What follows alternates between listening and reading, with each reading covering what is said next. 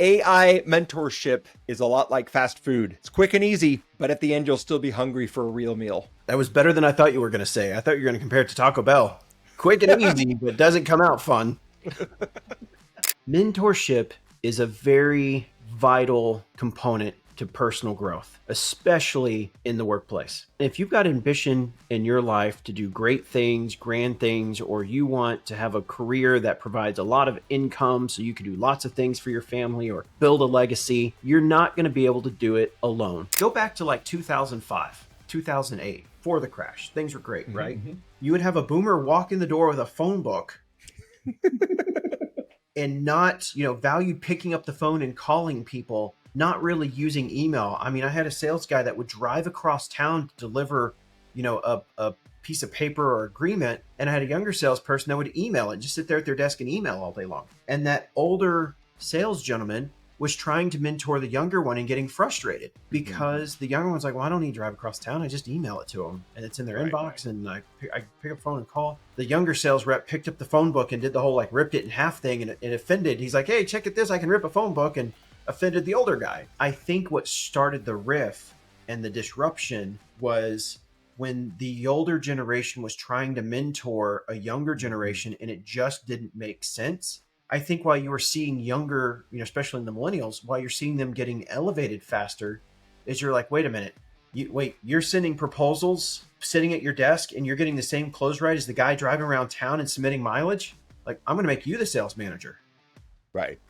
You're more efficient. You're more, but it was literally that dynamic, that rift that technology created, where it created that divide even in the mentorship. And then I think you compound it even further now because you got AI.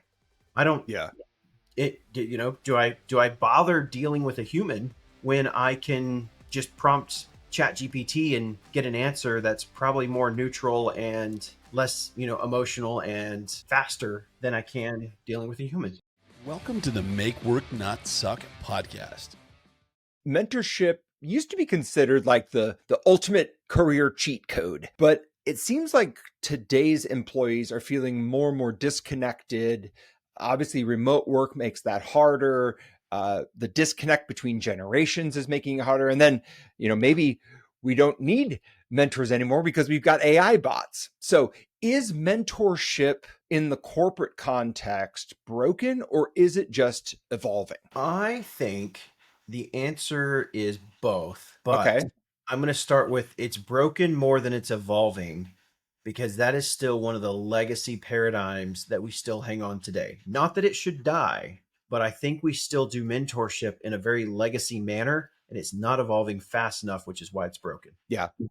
I think most mentoring programs are kind of a corporate checkbox, well-intentioned, poorly executed, and very disconnected from the actual needs of the employees. Oh, I would definitely say mentorship programs that are built inside the quote unquote four walls of a business are definitely broken. Yes. I think mentorship that happens more organically in society, those are probably still the most valuable, growth connections you could make. But I think those that are inside the business, especially when you have a small business owner that's grown big enough that they want to be in that mentor seat, but they're not good mentors. I think that is where it is absolutely broken. Absolutely. All right, so let's break this down. Today we're going to dive into the current state of mentorship.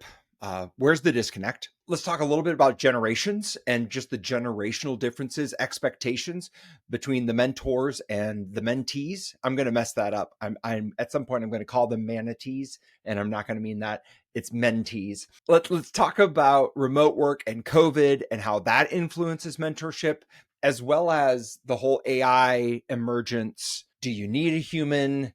Can't you just ask ChatGPT? And then maybe let's land the plane around practical advice for people who either want to mentor or want to be mentored in the world as it exists today. How would you go about doing that in a way that doesn't suck? I like it. Also, I'm going to give you some bonus points here, because when you were reading that line, I was reading the outline here, and I read that as Mentos, like the candy. Okay. Get the Mentos and the manatees. So So we'll have Mentos and manatees on this episode. That's a guarantee. All right. Let's jump in at mentorship. I hear coaching, I hear managing, I hear mentoring. I hear a lot of different words. I don't think anybody really knows what those words mean. In my experience, a lot of the emerging workforce want guidance, they want help, but the words that they choose to describe that, I think, are very different. And it doesn't seem like anybody's getting what they really need. So maybe I'd love to hear your take on what do you believe mentoring really is? to me, mentoring is when you're actually, without any goal of your own, helping someone better themselves in their career or a goal, etc.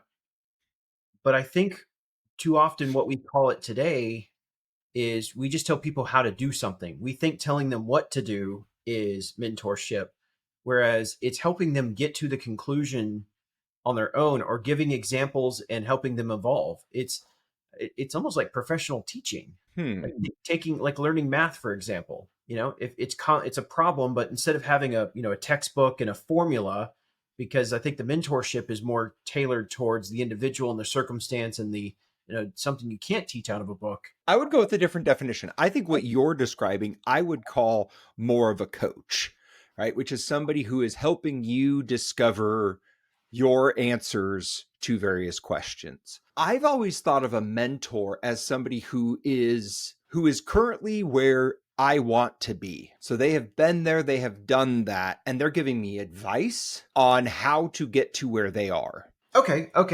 Yes, I agree with that. And I think I see that like mentor coaching kind of, there's some blurry lines there. There can be some overlap, absolutely, absolutely. But I always thought of a mentor as somebody who has to be ahead of you, Yes. right? Like with a coach, you think like Tiger Woods had a golf coach. The golf coach was not a better golfer than Tiger Woods, but he knew how to coach. He knew how to like motivate and, analyze a swing. I'm not a golfer, but like he had a coach who was clearly not as good of a golfer as he was. So he wouldn't call that guy a mentor. Tiger Woods, if he had a mentor, was probably somebody like Jack Nicklaus or, some other famous golfer who's won lots of tournaments. So they're probably similar, but I do think that a mentor is somebody who has been there, done that in a way that you want to in the future. Okay, by that definition, yes, I totally agree. That the mentor is the person that is where you want to be and they are currently there. Or they have been where you want to be and they can share their stories and tell you their experiences and give you insights and help you better yourself to get to that spot. Yeah. What about your personal experience with mentors? Have you what mentors have you had over the years? Man, it's crazy because I've had dozens, but I think I blur the line with coach as well. Yeah. So, I mean, I guess you can go back to like my most foundational one, my business mentor in high school. Hmm. She was actually my business teacher in a business class that I had, but then she started helping me outside of school or special projects inside, or literally started mentoring me outside of the program that I was in high school. And so, I mean, honestly, that's where I learned about the book, Seven Habits of Highly Effective People. She handed me that book. She's like, you have to read this book. Nobody else in the class is reading the book, but I had to read the Right. book. And it's like, Nice. if you want to be a good business person, like you start with reading this book, and then we Start would here. discuss it. Wow. That's great. How old were you in that? 15. Geez, man, that's fantastic. I didn't find that book until I was 20 or 21. I was well into college by the time I found that book. Yeah, that should be required reading in high school for everyone. I have a mentor now, but I would say over the course of my career, I've certainly had lots of sponsors and like sponsor might be the best word, right? It's somebody who's maybe a level or two above you that is guiding your career, helping you make those career choices, giving you some feedback. Maybe they're inside the company, maybe they're not.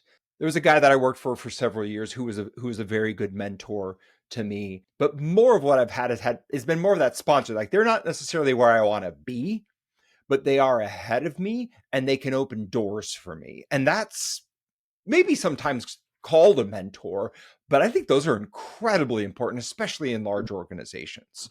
Yeah. Well, and I'm trying to think because I think most of mine, I don't have much experience with working inside of a large organization with a mentor. Like typically I was the mentor or I was brought in Right. to mentor, right? So as far as like being mentored inside of a business, actually where I got more mentorship in my later days, more recently would be like my Vistage group. Yes. So, I'm the younger business executive in the room, and a lot of the guys, could be anywhere between 15, 20 years ahead of me or older than me. Some of these guys, I'm at their level career wise, but some of these guys are, may have been 20 years into it. Sure. So yeah, there was a lot of peer mentorship. Maybe that's another one. There's a difference between a coaching mentor and a peer mentor. I once got, so I went to grad school and I got assigned a mentor. He was not in the organization that I was working for. I was working for a Fortune 500 company. He was working for a different Fortune 500 company. He was a big freaking deal. We had the same alma mater. He was a big deal. He was like a general manager at Delta. We never met. Like we never spoke. We got like matched up at something, and then we both got busy. And I think I'm still connected to him on LinkedIn. And it's just one of these things that's like I think it, for me, that shines a spotlight on the error of so many of these mentorship programs. They're like mandatory fun, right? It's like being set up on a date with somebody who doesn't being set up on a blind date by somebody who doesn't know you. They're like, oh, you're gonna love her. She's great, she's beautiful. And you get there and you're like, what? Why did you think I would like this person? Uh, that's what I think a lot of corporate mentorship programs like. Right? They're mixing and matching, and it rarely creates the spark. Yeah. Well, it's funny because you were just saying that, and I was thinking about my son who's about to go off to college. Mhm. He's joined a mentor program. It's before move-in day, and one of the things is he gets a full college credit for doing this 1 week program. Okay. And at the end of the day, what it is it's kids that want to move in early get a free credit, and then any sophomore, junior, senior students that want to earn an extra credit and get some perks out of it. And at the end of the day, what are they motivated to do? Now, I'm sure there are kids that are going, I should say kids, young adults Mhm. that are going into the program that want to actually be that mentor. But is everybody doing this for the free credit? I can tell you, Probably. it's the cheapest credit I'll pay for because it was only $125 for this program, and I guarantee you, I'm paying like $4,000 a credit hour otherwise. Yeah. You should see if you can take it twice. But I assume that's very similar to these corporate programs. Yeah, it is. There's a recent study that came out that showed that 76% of employees want to be mentored, but only 37% actually experience it regularly. I think some of that comes down to the title, right? Mentoring feels very formal, just using that word. And as you're talking about your son, I'm thinking about my son. He went to a smaller private school, and they had buddies, but the buddies were always multiple grades above you. So in fourth grade, my son had a buddy who was in eighth grade, and he was a buddy to a kid in first grade. And so it set it up as being a peer relationship, but it was clearly not peers, right? It's a first grader with a fourth grader with an eighth grader. And so the dynamic worked itself out, but I wonder if that's actually a better idea. Maybe you should call them career buddies instead of career mentors, if that would reduce some of the awkwardness. Well, I think, and maybe I'm jumping ahead into the problems here a little bit. I think part of the problem is the people that would make good mentors either don't think they would, or Mhm. they're either too humble or lack of confidence. Whereas I actually think you get a lot of people, and I know I'm stereotyping here, I think you get a lot of people that want to sign up for the mentor program, but it's really to boost their own stats. It's Right. because they want to put it on their resume, they want to put it on their, they want to say they're a mentor. They do it for more self reasons. Mm-hmm. And if you get into a mentor program and your mentor is just talking about how awesome they are and all the great things they've done, like that's not a mentor. And I think that's where it falls apart is I think people, because they're volunteer programs, Mm-hmm. the people that volunteer for it, there's a chunk of them that are doing it for self-righteous reasons. And the people that would make great mentors are probably mentoring people around them just organically, but Right. they're not being part of the program. They're not signing up to be a mentor in the program. Right. And I think that's Right. part of what's broken. Yeah. I think the more you want to be a mentor, the least qualified you are to be one. Yes. Unless the only exception to that, the only exception I'll make to that rule, which I do agree there's still a percentage of, is I do think when you get late in life and you kind of hit that age where you're wanting to give back and you're Mm-hmm. wanting to, because everybody hits that life cycle, right? Like Sure. early in life, you just want to be the solo person, try to prove that you're worth and that you're capable. And then once you clear that hurdle, you get into the stage of life where you're like, okay, I want to do this with people and friends. And then you get to the stage of life like I want to get back to the younger generation. Yeah. I do think at that point there's a majority of them that vastly are wanting to do it for the right reasons. Whether they're good or not is a different story. But I Right. think I agree with you where the people that are below that threshold, yeah, they're probably least qualified for it. Right. If you're under 50 and want to be a mentor, you're not qualified. Probably. Probably. Yeah. Because most people don't get that I want to give back to the next generation until they get a little bit older. Yes. Speaking of older, let's talk about generations. How did different generations, think about mentorship? I think it was a big deal. While less formal, I think it was a bigger deal for boomers than it has been for Gen X and millennials. So I think this is also where the generational gap comes in. The Mm-hmm. technology generational gap that we've talked about on several episodes. I think the issue is it's probably a lot harder for a boomer to mentor a, at least a millennial, probably a Gen X, but at Oh, least a yeah. millennial, because of the dynamic of the technological relationship and how far advanced millennials were and Gen Z were, even to a degree, Gen X. And so I think when you go from the boomers back, there was just a way of life that worked. I don't think it's a good, unless you have a highly, um, um, a boomer with a high EQ Mm-hmm. that is capable of bridging that gap. I think the boomers mentoring the millennials was a disaster.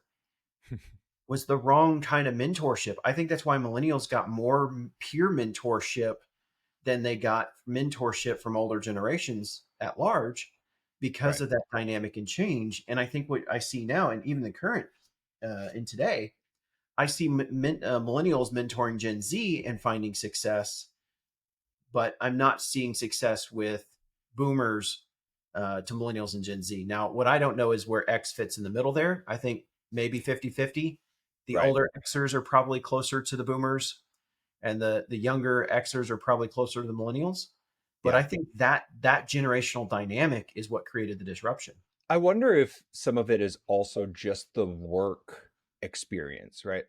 Given the pace of change in the world today compared to 50 years ago, people 50 years ago had to pay their dues. You have to stay in this seat for several years before you're ready for a management seat or otherwise. In the world today, you're seeing people jump roles and jump levels in months, not decades. And that's just a very different world. And so if you grew up in a world where everyone had to pay their dues, and you look at this young whippersnapper who wants to get promoted every 18 months, that looks arrogant, entitled, right? But that's not crazy. I mean, 18 months is a very long runway for a tech startup. We've seen companies go from not existing to worth billions of dollars in 18 months. So the world has changed.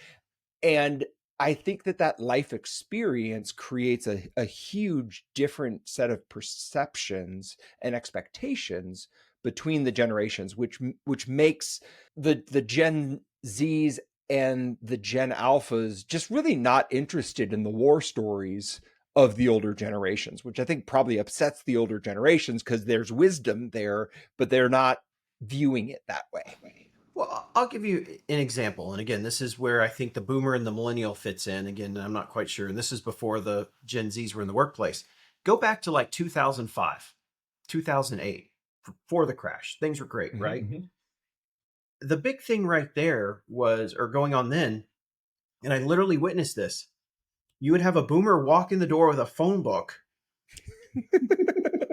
and not, value picking up the phone and calling people, not really using email. I mean, I had a sales guy that would drive across town to deliver, a piece of paper or agreement. And I had a younger salesperson that would email it, just sit there at their desk and email all day long.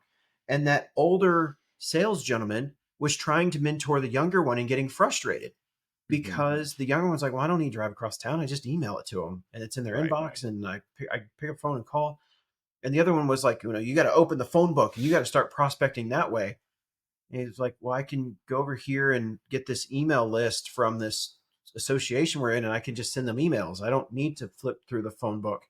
Matter of fact, the younger sales rep picked up the phone book and did the whole like ripped it in half thing and it offended. He's like, hey, check at this. I can rip a phone book, and offended the older guy. Again, you're talking like 2005, 20-year-olds today don't know what a phone book is. No.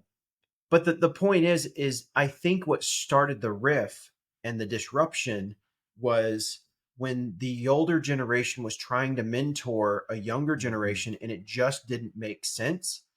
And in that just respect, I think while you were seeing younger, especially in the millennials, while you're seeing them getting elevated faster, is you're like, wait a minute, you're sending proposals sitting at your desk and you're getting the same close rate as the guy driving around town and submitting mileage. Like, I'm going to make you the sales manager.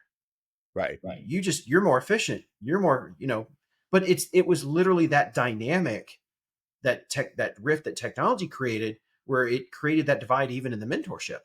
And I think we're just seeing, and I know I'm talking about 2005, 2008. Okay. That was, just under 20 years ago. That ripple effect lasted all the way till 2015, 2018, a good decade after when it started. Do you think it stopped in 2018? Oh, no, it didn't stop. Okay. But I think you had another younger generation enter in where you kind of started seeing this. Well, I didn't have it as a millennial, or it sucked. I want to help mentor the younger. And so I think we kind of saw the wheel be reinvented.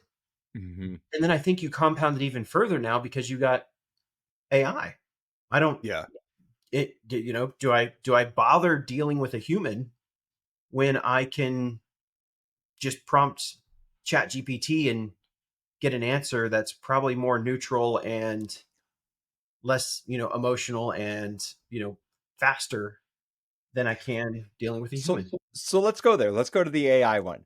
I have been using ChatGPT a lot, and I have found it to be a very helpful thought partner as I'm trying to create things or brainstorm things or finalize deliverables.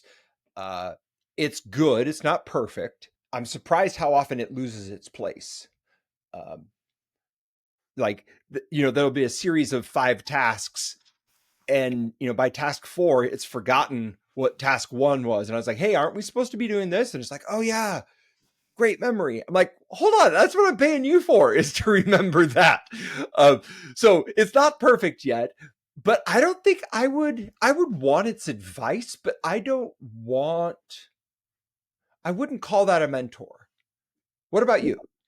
You built a mentor bot yet?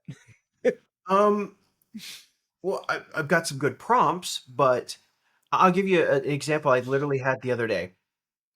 There was a heated discussion on an L10. 24 hours later, got a message from the VP. And at the end of the day, the particular individual kind of veered out of their lane. They were a VP of one department and they started kind of veering in and essentially an end run for an individual in another department. And they kind of didn't understand that. And so they put this message out there that was kind of like, Now, me as the person kind of trying to manage the situation, like I had to mentor myself. Like, okay, don't do the emotional thing. First thing I did was just do the bitch email or the bitch message of like, Right. okay, I'm not actually sending that, but I feel better. I got it out. But then I took that and rewrote it, and I got to the point I'm like, okay, I want to try this because I know what I should do, but I want to see what ChatGPT says. And so I went to ChatGPT and I said, I need you to guide me on this situation. Here's the context. Here's the detail. Here's the back and forth. Here's the message that was sent to me. Here's my bitch message. Here's my rewritten message. And walk me through what I should do. Mm-hmm. Now, I guess that's more coaching than mentorship. Yeah, maybe. So I did ask it to like mentor me through this situation. Mm-hmm. Actually was pretty good, but I think the thing where I think this is like the strength and weakness is, first off, I knew my first response was emotional and I never intended to write it. I knew I needed to write it to get it out. Right. But never hit send. Okay, so that was lesson number one. If you didn't know that, would you know how to prompt ChatGPT to guide it? Or, I mean, I think most people are intelligent enough to like, I'm frustrated. I need to write this response to my manager. ChatGPT would come back and say, you should probably not do emotional, don't send that, etc. So, okay, we'll give it that. But then the reformed one that I wrote that I sent to it before ChatGPT telling me what to say, like that's stuff I learned from physical mentors, like actual humans. Mm-hmm. And that's where I'm kind of like, would ChatGPT get there? Or is that only because I've learned it the old school way that I'm able to leverage ChatGPT today? As I'm listening to you, I'm wondering if mentorship has historically tried to serve two purposes, unconsciously, right?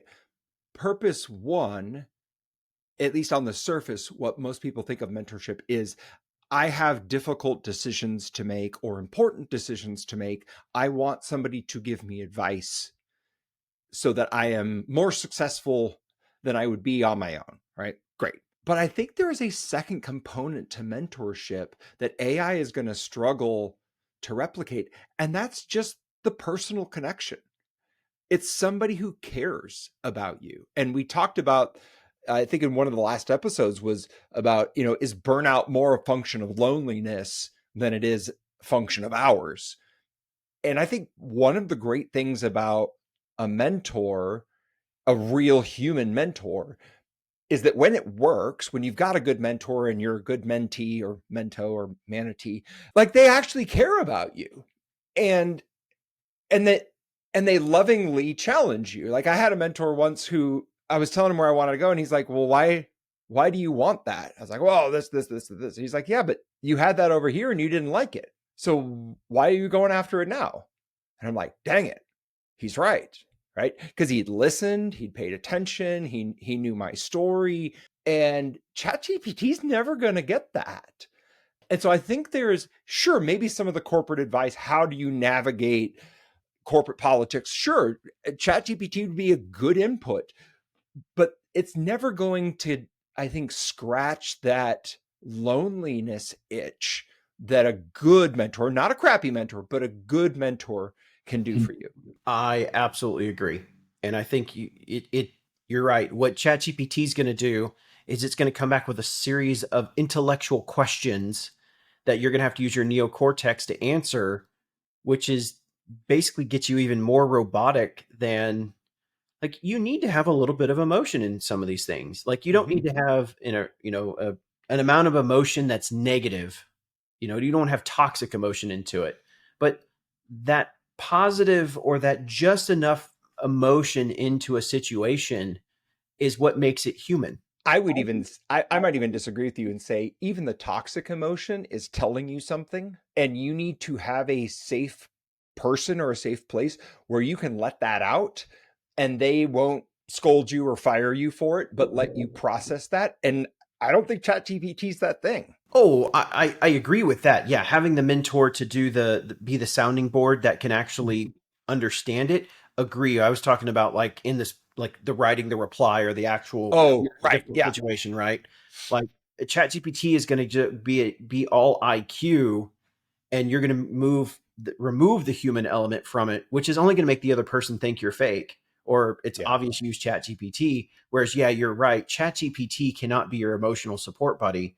Whereas that mentor, a good mentor, like you said, they will listen to you, even though they know you're bitching, they understand the value of getting it out so that they can actually help you. And yeah, I don't think ChatGPT is gonna.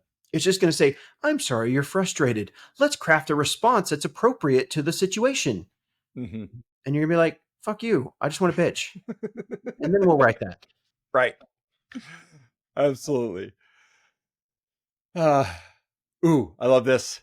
AI mentorship is a lot like fast food. It's quick and easy, but at the end, you'll still be hungry for a real meal. That was better than I thought you were gonna say. I thought you were gonna compare it to Taco Bell. Quick and easy, but doesn't come out fun. That might also be true. That might also be true. So I think I would land the AI section here by saying if you know the problem and you are very, very confident that you have correctly framed the problem and you are looking for a solution, certainly consult your favorite AI agent to be part of that solution crafting. Not the only, not 100%, but to be a voice, to be an input to it. But I would warn myself and everybody else listening that most of the time we don't frame the problem correctly. And having a real human to listen to you and to play back what you're saying, I have yet to find the AI agent that's able to do that as effectively as a good friend and to care and to listen and to maybe push back a little bit where appropriate. If you are at all uncertain about what's going on, or if you're in an emotional state, don't go to your browser. Go to a mentor. That is a much better first step. I don't think AI is going to be able to replace human mentorship. I think it can supplement it, but it doesn't solve the EQ dimension. I agree. And I would say when you're looking for someone, find somebody that is where you want to be or has Mhm. been there. Don't find the first person that volunteers to be the mentor. Yeah. That may be that may be a phenomenal individual, and maybe that is the right solution. I guess it all depends on the context, but sometimes the person that is least, qualified on paper to be the mentor, but has the, book smart versus street smart. Yep. The person that's got the most street smarts in what you're trying to solve is often the best mentor. And if you can find that person in the situation you're in, you might find much better realistic advice than anything else. Yeah. How has COVID and the emergence, not the emergence, but the growth of remote work impacted mentorship? Well, I think it's only screwed it up because it was a lot easier to have organic mentorship inside of an office versus everybody working remote. And so I think mentorship over Zoom is much harder than mentorship over a cup of coffee at Starbucks or, a taco at taco shop. Yeah. I think it's a lot like long distance dating, right? It only works if both sides are really, really committed to it, and usually works best when there's some in-person history at the beginning. I think it's easier to sustain mentorship in a remote context if you had worked together face to face previously, but starting that way and growing that is tough unless both people are really, really committed to it. Agree. I think that's part of the reason why we're seeing return to work mandates. Is I think just again, there's all those or things that just happened organically are 10 times more difficult to do. which I think that it's easier for a corporation to mandate everybody to come back in the office than it is to try to solve the evolution problem, the Yeah. evolution of what does work look like in a hybrid/remote environment. Yeah. I don't know anybody who really And I can sprack tell that you, one. as a guy that runs multiple remote companies, Mm-hmm. most of the mentorship happens in person when we fly to the same city and meet face to face. Yep. Even though pretty much every company I either work with, well, most companies I work with, I would say, are remote or hybrid situations. There's a handful that are full office. For the most part, some level of remote. But yes, getting people in the same room is always what moves the needle forward from a mentor perspective. Yeah. It's just really hard to feel like somebody cares. Even if they really do, it's hard to feel like they care over Zoom. I think this goes back to the lonely conversation. I think you said it a minute ago, is exactly that. Why are people disengaged? Because they're lonely. It's hard to have a mentor that can empathize when it's a Zoom meeting. Right. It's just Yeah. hard to care. Yeah. Hard to And if, show. It's hard to Mhm. connect. Hard to show. Yeah, hard to connect, hard to show. And it just kind of it feels like I'm on the clock. So even if you and I were to both take our cameras to a couch and sit down and have a cup of coffee, it still feels time boxed.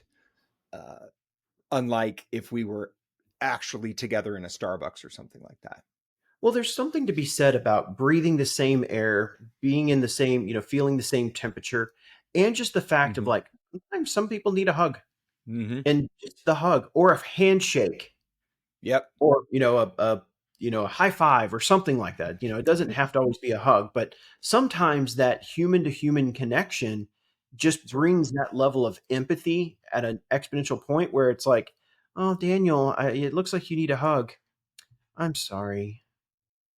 Like that just makes it worse. Yeah, it does. It makes it so much worse. So then you have to I don't want to say anything because then I don't want to make it worse, and then I can't actually do anything, and so then I hold back, and yeah, it's just Just figure out a awkward. way to get just figure out a way to get face to face with somebody. You are absolutely right. When I was running a kind of a new product launch, I had a team. My team was in Atlanta, but we worked very closely with the team in New Zealand. And we spent a year and a half trying to work together. They were great people, but it was just not working. And it wasn't until the end of the project I got on an airplane, flew to New Zealand, spent a week with them, and I was like, oh my gosh, why did I not do that at the very beginning? We would have been so much faster if we had just gotten together, had dinner, got to know each other a little bit.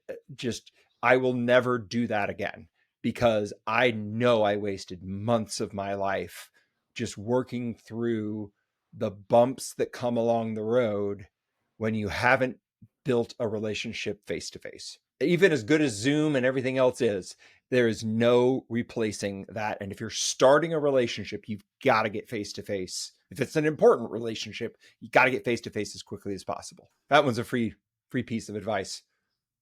Oh, Has nothing to do with mentorship, but I think it's very true. well, I think it's very true. And I started thinking back with like every company I work with right now, every company I own or on the board on or anything. There's like let's say 20, 23 companies in that list right now. That is why I'm constantly traveling. Yeah. All of those I'm face to face, and even companies that like companies in California I work with. I mean, I remember getting on a plane, spending the weekend with the founder owner, in some cases like in their house, Mm-hmm. getting, to know them, know their family, know their drives, all this, that, and the other, just so we could make the impact in the business that was needed. And that was Right. like number one requirement is, okay, all right, now we're agreement on the terms and we're good on the contract. All right, I'm coming out to see you and we're going to spend a weekend together. Yeah. Or in some cases, the hotel on the Indian reservation. That too. That was an interesting one. That's interesting. All right. Let's talk about vision journey culture results as it pertains to mentorship. How can we improve mentorship using the vision journey culture results framework? I will say where where I have had success with mentoring relationships is starting with a clear purpose. The guy that one of the guys that I look to now as a mentor, I sat down with him several years ago and I said, I'm looking for somebody who is this, this, this, this, and this, and named, some very specific criteria. I was like, that's who I think I want to be in the next 10 years. And I said, who do you know that's like that? And he's like, I'm the only person I know that's like that fits your description. And I said, you're the only person I know too, but I wanted to at least ask and see if maybe there's somebody else out there that I don't know. But I would like, this is where I want to go and I need help getting there. You're the closest thing I've found.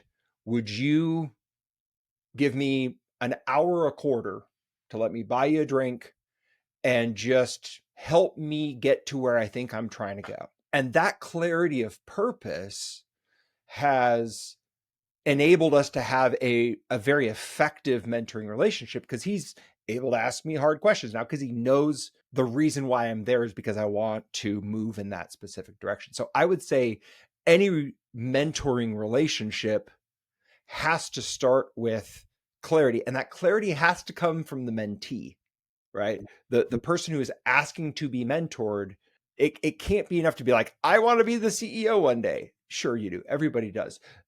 You don't really. You don't know what you're asking for. You need to have clarity. I don't want to be the CEO anymore. Right. Of course you don't. So there needs to be some level of clarity of how can this person help you? How can this mentor, what is it that they're going to be able to do to help you get where you want to go? And if you don't know where you're going, don't go asking for a mentor because you're just setting them up for frustration.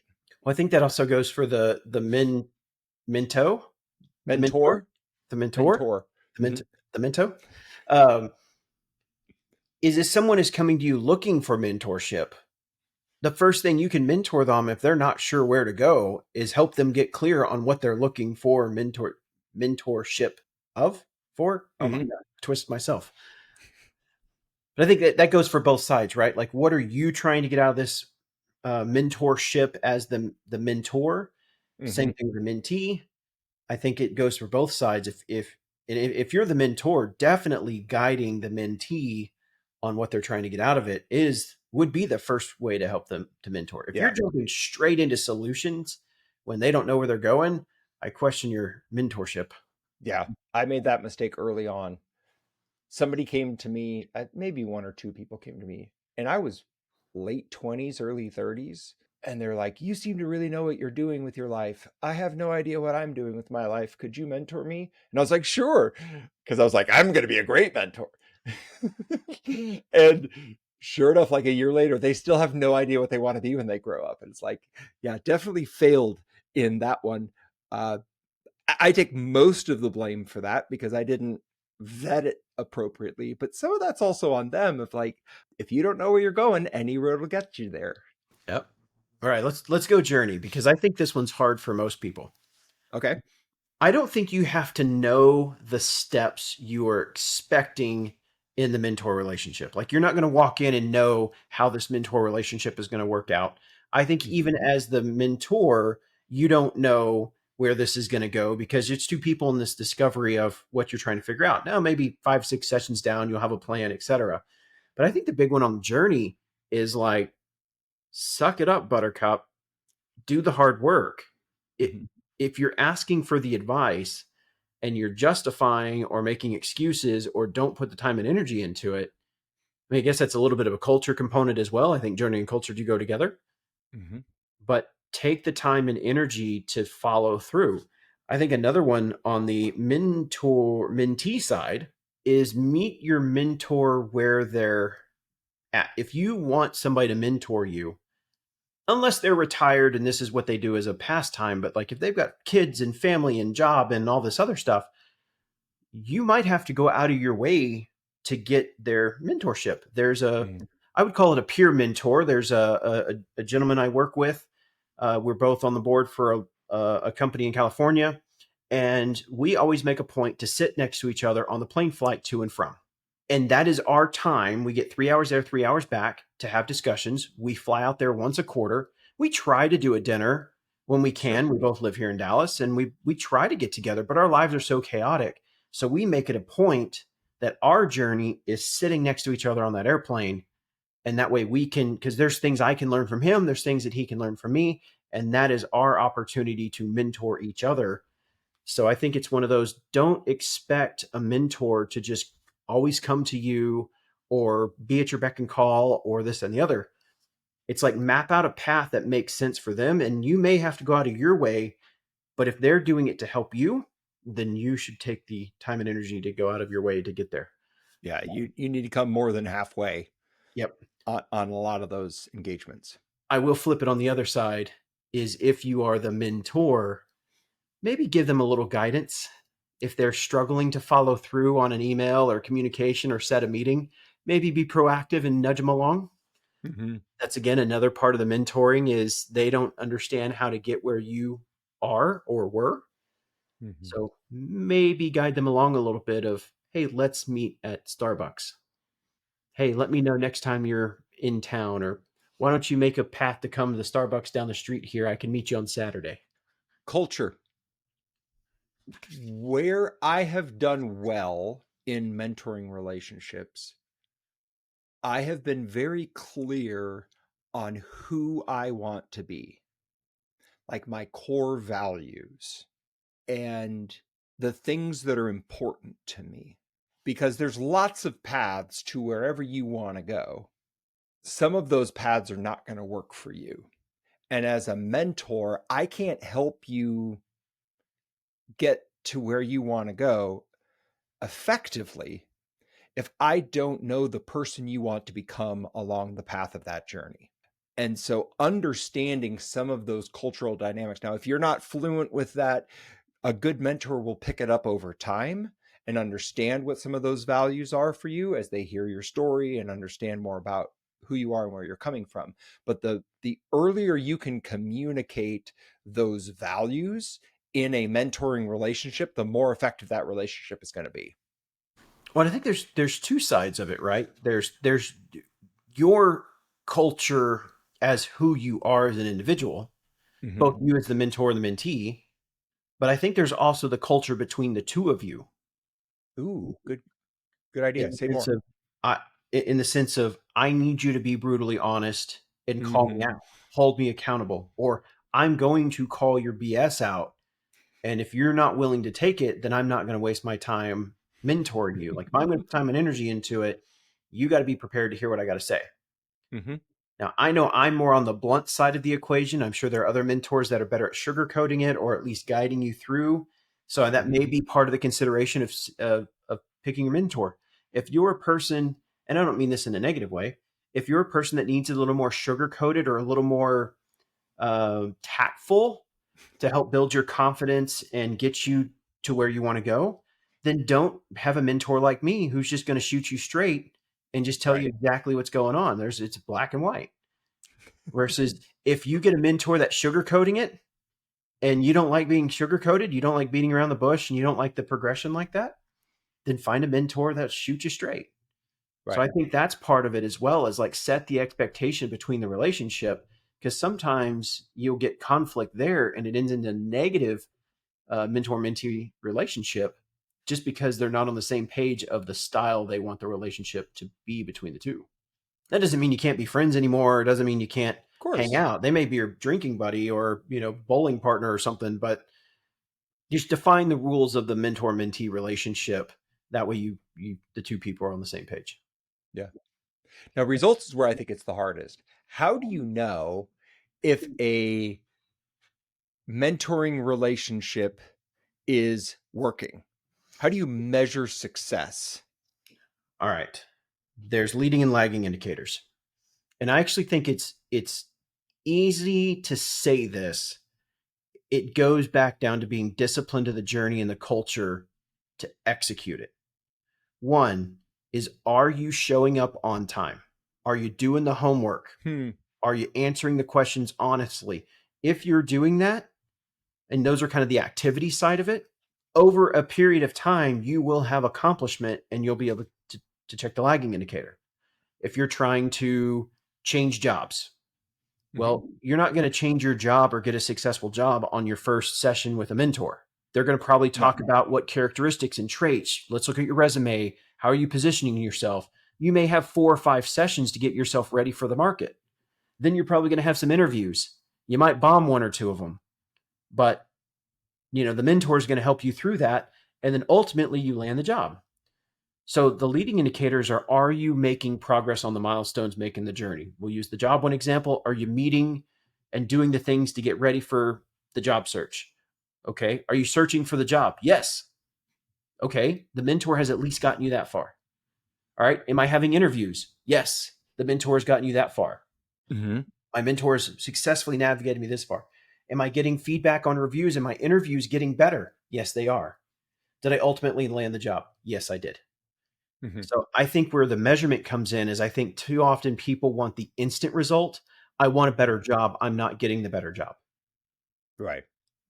That goes back to what you originally said, the vision and the journey outlining the expectations.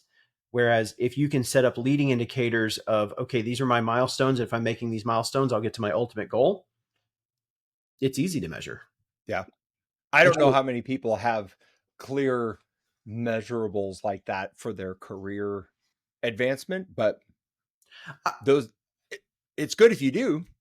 But I don't think it's having measurables to the extent of like, I'm going to get an interview this day and I'm going to get a job offer that day.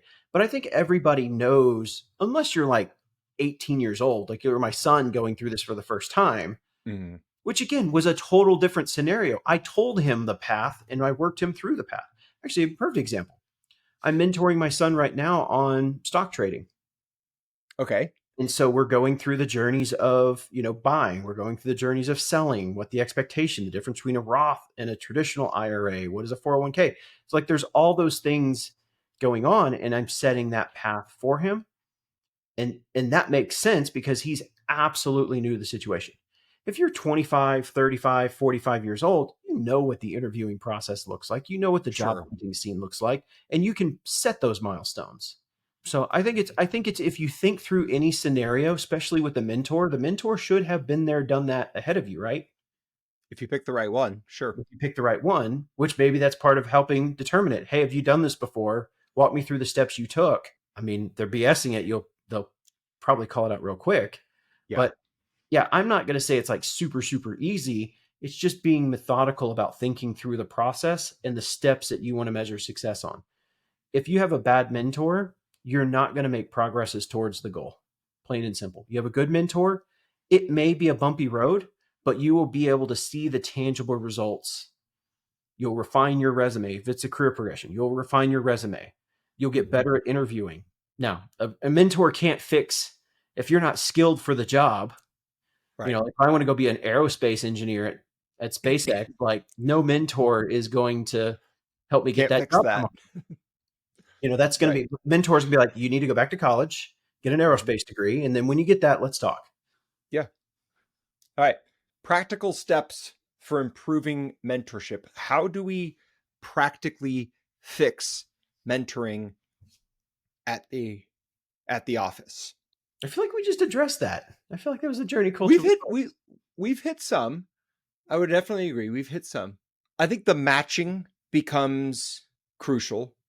I think as the mentee, having clear vision, which we've talked about, and then finding somebody who aligns as closely as possible to the vision you aspire to. So if you want to be a CPA, go find a mentor who's a CPA. I think that's crucial because I found so many corporate programs just randomly match people, and that's very hit and miss in terms of the success of the relationship. We talked about clear expectations in both the journey and the culture side, right? What are we going to do? Are we going to read a book? Are we going to review your resume? Are we going to just sit and chat? Like what are we going to do? And then how are we going to interact with each other? What are our expectations for this relationship? Am I allowed to be fully honest with you, or do I need to sugarcoat things? Having that clarity up front is going to increase the odds of your success in a mentoring relationship. And then you know what else is interesting is the opportunity for that to be a two-way relationship, a two-way street. I remember a guy that, several years older than me, wildly successful in just a completely different galaxy of success than me. Not what I wanted to do, but still somebody that I was learning a lot from. And we had lunch together. And at the end of the lunch, I said, "Hey, I don't think there is anything in the world that I could ever do for you, but can I at least ask, like, what is it that you're looking for now? What do you need right now? And is there anything that I could do to help you?" And he was so caught off guard. He's like, "Nobody ever asks me that." And this guy's like one of the wealthiest men in America.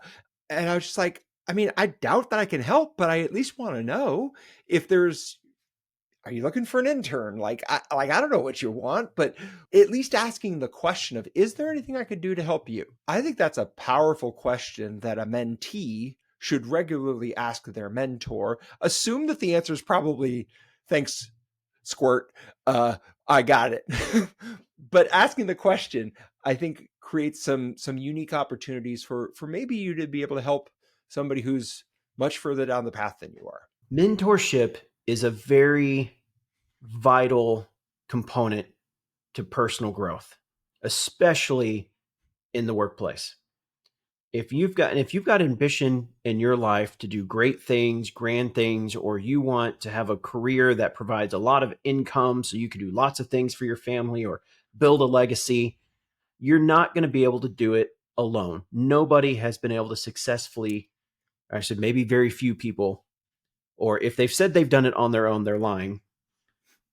But mentorship is one of the most key things to successful growth. And if you do not have a mentor, look for one. And if you are looking to mentor people or you have the opportunity, you should look for those people in need and help.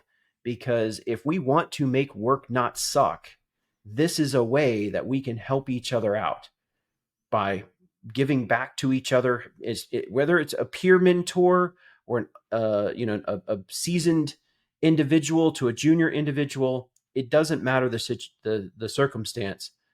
And I think you taught me this phrase many years ago. There's always someone you're ahead of. Mm-hmm. There's someone that you are ahead of in your career or in a skill set or a situation. There's always someone behind you.